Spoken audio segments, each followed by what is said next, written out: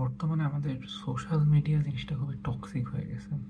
আমরা দিনের আমরা যারা জেনজি তারা অধিকাংশ সময় ফেসবুকেই কাটাই বা ইউটিউব স্ক্রল করতেই থাকি।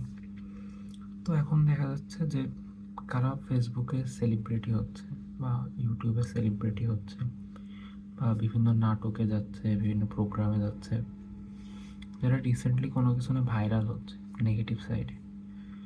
কোনো একটা ভিডিও লিক হচ্ছে বা কোনো একটা খারাপ দিক দিয়ে সে ভাইরাল হয়েছে, দেন আমরা তারে কয়েকদিন পরে সেলিব্রিটি বানাই দিছি।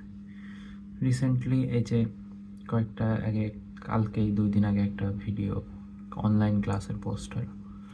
এটা আমি বাজি ধরে বলতে পারি যে 2-3 মাস পরে তার ইন্টারভিউ নেওয়া হবে, মেয়েটার ইন্টারভিউ নেওয়া হবে, ছেলেটার ইন্টারভিউ নেওয়া হবে। বড় বড় মানে চ্যানেল থেকে তাদের ডাকবে যে আসল কাহিনী কী, তাদের সেলিব্রিটি বানানো হবে।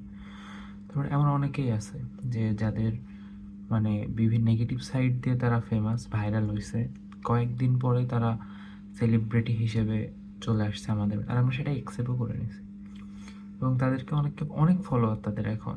তো আমরা আসলে কি মানে চাইটা কি, আমরা নেগেটিভ সাইড থেকে নিয়ে এত কেন লাইফে ইনফ্লুয়েন্স হচ্ছি? আমাদের আইডল কারা হবে, আমরা কাদের দেখে ইনফ্লুয়েন্স হবো, এগুলো তো আমাদের মানে লাইফে একটা ইম্পর্টেন্ট রোল প্লে করে। তো এই জিনিসটা বাংলাদেশে খুব বেশি বেড়ে গেছে যে কোনোভাবে ভাইরাল হয়ে গেলেই তারপরে কি হবে যে কয়েকদিন পরে সে সেলিব্রিটি হওয়া শুরু হবে। কয়েকটা রিপোর্টিং চ্যানেল তো আছেই যে তারা তাদের ইন্টারভিউ নেবে, পডকাস্ট হবে, অনেক কিছুই। তো এই যে দেন কয়েকদিন আগে একটা মেয়ের একটা কি ভিডিও ভাইরাল হলো, ও এখন দেখি নাটক টাটক মেবি করে, রিসেন্টলি দেখলাম যে কয়েকজন নাটকে নিচ্ছে, তারা অ্যাডভার্টাইজিংয়ে নিচ্ছে। তো এরকম কেন? তারপরে কয়েকটা এই যে টিকটকার আছে, এরা এখন বড় বড় সেলিব্রিটি, এদের প্রচুর ফলোয়ার, মিলিয়নের পর মিলিয়ন। কিন্তু এইটা যদি আমাদের বাংলাদেশের সোশ্যাল মিডিয়া বা ইনফ্লুয়েন্সারদের পরিবেশ হয়, তাহলে আমরা মানে কাদের থেকে শিখব? আমাদের ইনফ্লুয়েন্সারদের মানে পরিবেশটা তো বাজে হয়ে যাচ্ছে দিন, আর এটা আমরাই বানাচ্ছি।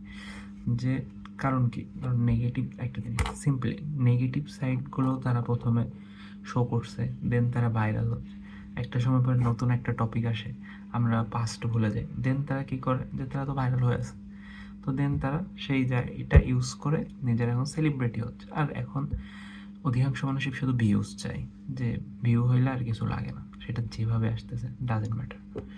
তো ভিউয়ের জন্য মানুষ এখন কতটা নিচে নামতে পারে সেটা আপনিও জানেন, আমিও জানি, সবাই জানে।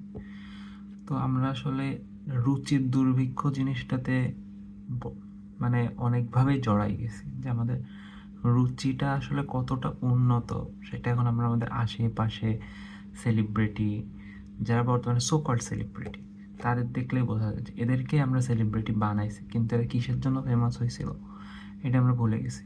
যেরকম ডক্টর সাবরিনা আছে, সে করোনার সময় মানুষকে মেরে ফেলার জন্য মানে মেরে ফেলার পর্যায়েই গেছিল।